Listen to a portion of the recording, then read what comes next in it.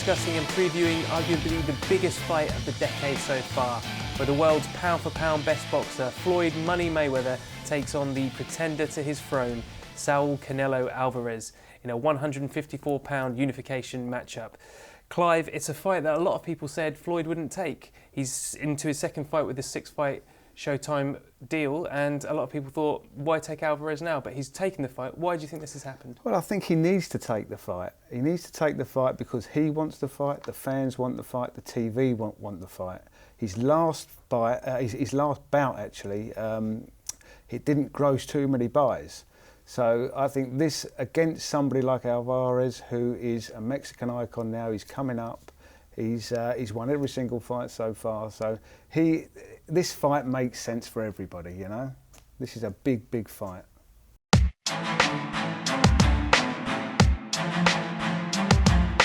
Clive, let's talk about Floyd Mayweather's strengths and weaknesses going into this bout with Alvarez. Well, his strengths are he's mobile, he's got the experience, he's a great counter-puncher. He hasn't got too many weaknesses, which is why he's the pound-for-pound number one in the world. A lot of people have said that he started to slow down in a few of his last fights. Against Cotto, he maybe stood and traded more than we've seen him do so in the past, and against Guerrero, people were saying that the legs looked that little bit slower. Now, Floyd's counter to that is that he wanted to make his fights a bit more exciting for the fans. Do you believe that line, or do you think age is finally catching up with him? I think it's a bit of both, but I don't think any fighter wants to go in there and wants to get hit. So against Cotto, yes, he did take a few too many punches, but you know what? I think he wanted to prove to himself he could tough it out. I think he wanted to prove to everybody, the fans and everybody, that he could actually fight as well, you know. And I think he proved that as well. But at the same time, there were chinks in his armour there, and he was starting to slow down a bit, whether he admits it or not. You know, at the age of 36. It's only natural that age will catch up with you at some stage, but it's not like a Roy Jones type fighter where he relied on his reflexes. Floyd's got very much a tighter defence, and he works his defence rather than just relying on athleticism. Oh, that's exactly right. He does. I mean, Floyd has always kept himself supremely fit. He eats well, he lives well. Just despite what happens in the nightclubs and wherever he goes, he lives well. He trains very, very hard. And he knows exactly what, he even picks the right opponents at the right time. So he knows exactly what he's doing, which is why he's the pound-for-pound best. And outside of that sort of flamboyant lifestyle, he's been known to be, like you say, a gym rat, in shape all year round, but also spars the very, very top guys. I think when he was sparring for Ricky Hatton's fight, he was sparring Lovemore and who was a world champion at the time. So it goes to show how seriously he takes his opponents. Yeah, he's always on top of his game. As I say, he studies everybody. He studies all his opponents. He's probably got his opponents lined up 2 or 3 fights in advance, you know, which is maybe why he took the Cotto fight and knew he needed to tough it out, knowing full well a year later he's going to be boxing someone like Alvarez. There's a great moment in that Cotto fight when he was cut on his nose, which is something quite rare for Floyd to have a cut in a fight, and his nose was bleeding, and he looks up at the big screen and he just sort of chuckles, doesn't he? Yeah, I mean, that's what I say. I think you know what, he looked to the camera and he thought, I've proved I can fight, and I'll carry on fighting. So for this fight against Alvarez, what are the keys to victory for Floyd Mayweather? What does he have to do to make sure he comes out with a W? Like I say, he needs to keep on the move. He needs to stay on the move, which is what he always does. And what he's got to do is he's got to counter punch like he does. That means by bringing Alvarez in, let him come in towards you, counter punch him. And what Floyd does all the time is he brings fighters onto the ropes, he ducks and dives, and then he unleashes his counter punches, ties them up and moves off. What he's got to do is make sure he gets out of there very quickly. Because against a young fighter like Alvarez, who can punch, he's got to make sure he's on top of his game. And if he is slowing down in any way, shape or form, then in the later rounds, he could come unstuck. So he's going to have to be, and I think he knows this, he needs to be on top of his game for this fight from the 1st round to the 12th round.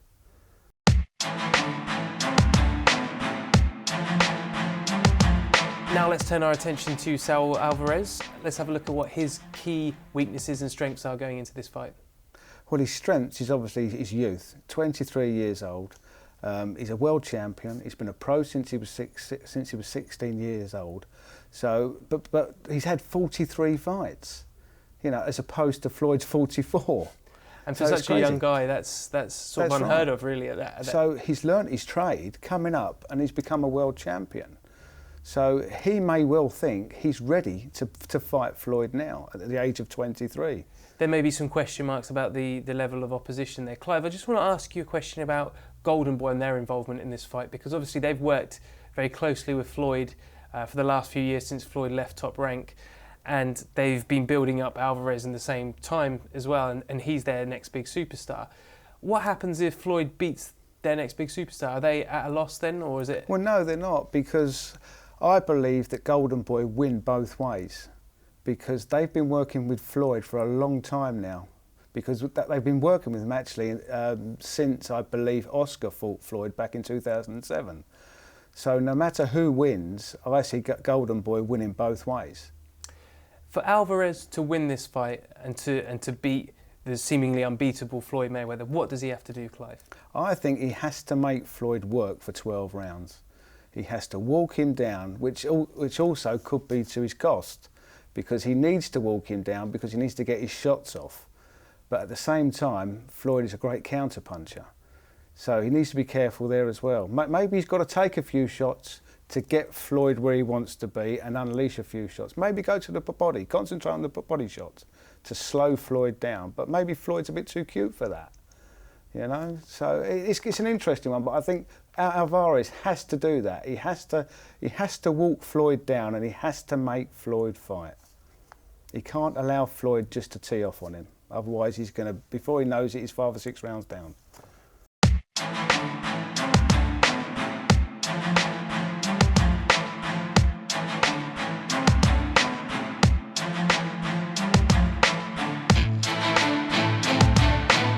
Clive, do you think the fact that this fight is at a catch weight is an advantage, a massive advantage to Floyd?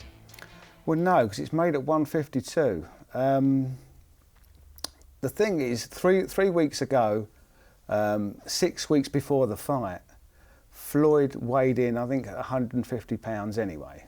And that's probably fully clothed. Walks around, yeah, exactly, 150 pounds. So he's at his maximum strength anyway. He's a great athlete, he's at his maximum strength. Whereas Alvarez weighed in at 166 pounds. Now he's got 6 weeks to take that off to get down to 152. Now, you could argue that works against him. Because when he comes to the weigh-in, he's going to have to weigh 152 pounds.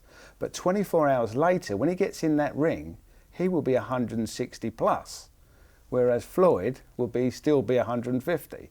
So he could even be 14 pounds heavier on fight night. It's amazing to think Alvarez used to make welterweight when he's walking. You know, he's sort of walking around in the 170s or maybe even higher. You know, he's a big man. You know, so that's another reason it could work for him, it could work against him. It depends how well he puts on the weight back on 24 hours before the fight. Only he's going to know that. So there you go, that wraps up our Mayweather versus Alvarez preview. Don't forget to watch the fight September 14th from the MGM Grand in Las Vegas. 2 great fighters going at it. Who wins, nobody knows, but it's going to be a great event, that's for sure. Don't forget to subscribe to our channel, youtube.com/secondsout. Share this video, like this video and comment on this video. And coming up next, we're going to be previewing domestically one of the biggest fights in years. It's David Haye versus Tyson Fury.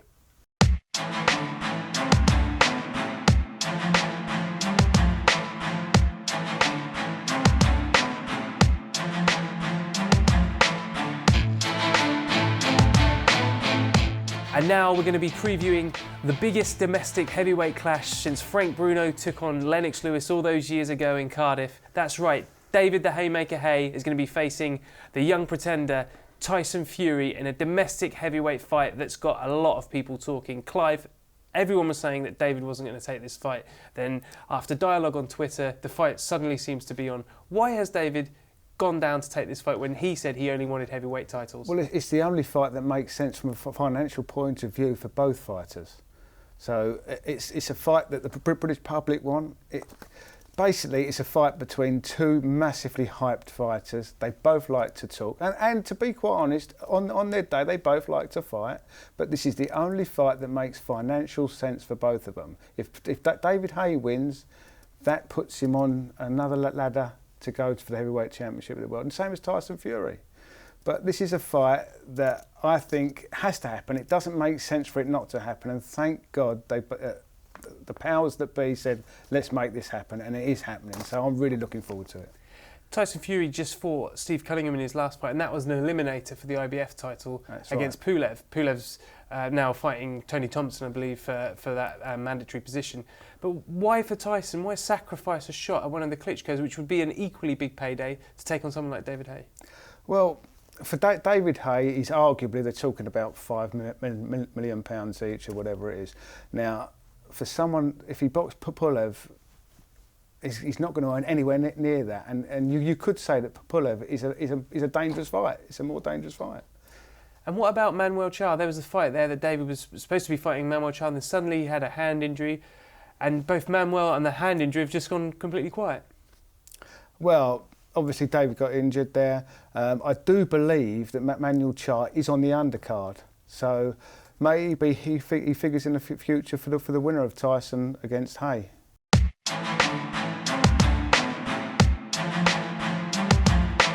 Clive, let's talk about David's strengths and weaknesses going into this fight. Well, we know David's got the experience there. We know he can punch as well. So he's got the big fight experience. Obviously, he's been to Germany twice to fight Klitschko. He's fought Valuev over there. He's been to Paris to fight Mormek. So we know he's not afraid to go into anyone else's backyard. So and of course we also know he can punch as well, which was proved against Valuev in the last round, the 12th and final round. If he hits Tyson Fury the same way that he hit Valuev in that last round, then Tyson Fury's going down. Tyson and his camp have mentioned sort of question marks around David's stamina and also around his chin. He was dropped by Lalenga Mock. He was stopped by Carl Thompson. He's been wobbled in the past. Do you think those sort of statements are still valid, or do you think he's grown out of that as he's gone into heavyweight? No, I think they're still there, the same as they are with Tyson Fury, which makes this fight exciting. They're both vulnerable, which makes it exciting. But hopefully, they're both going to engage. We're going to see an exciting fight.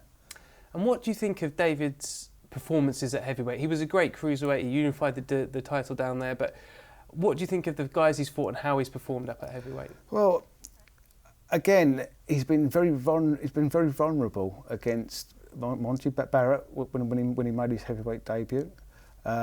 He was the same against Derek Chisora in his last fight. He hasn't performed well, interestingly, against the very big men like Valuev, Klitschko. That sort of worries me because, again, Tyson Fury, 6'9", is it going to be the same again?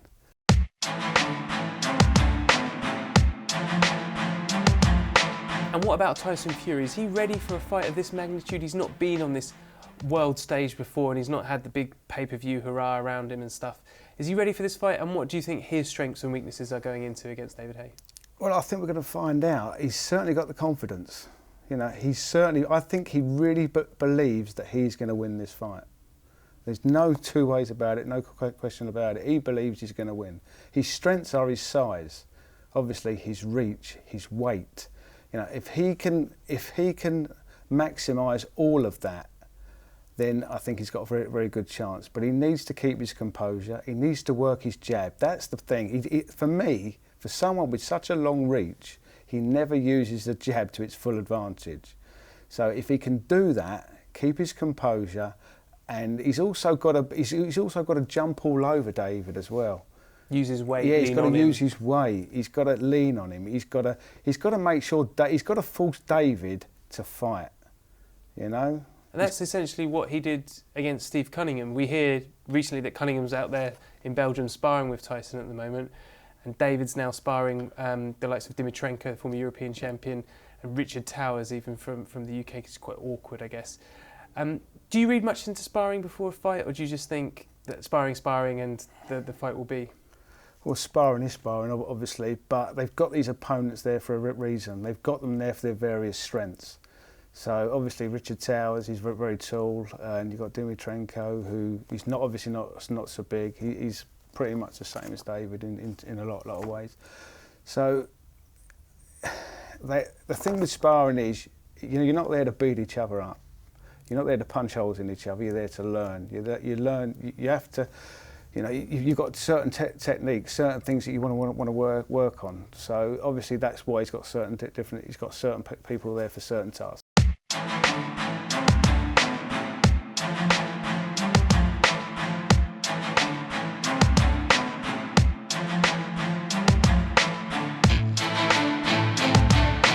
Clive, so we've heard it already. It's either Haye early or Tyson late in many people's eyes. But how do you see it going? I think that's right. I think that's right. You know, I just can't help seeing David Haye throwing the big right hand straight through the middle of Tyson Fury's guard. You know, it happened in his last fight, and if it happens this time, it all depends really on how Tyson Fury reacts. If David puts him down, don't forget that David is one of the best finishers in the business. So if David puts him down, I have no doubt whatsoever that David will take a step back with his experience and he will slowly try and take Tyson Fury out. That's how I see it, you know. But on the other side of the coin, if Tyson can weather the storm, get up, gets past 6 or 7 rounds, David tires a little bit, Tyson Fury gets on top, you know, and then Tyson Fury gets the advantage. But my gut feeling is, I think David's experience will be too much on the night. So that wraps up our preview to David Haye versus Tyson Fury. Thanks very much to Clive for breaking the fight down for us. And be sure not to miss that. There's going to be fireworks, I'm sure, between Haye and Fury. And thanks very much for watching. Don't forget to subscribe to our channel, youtube.com/secondsout. Share, like and comment on the videos. And we'll see you next time.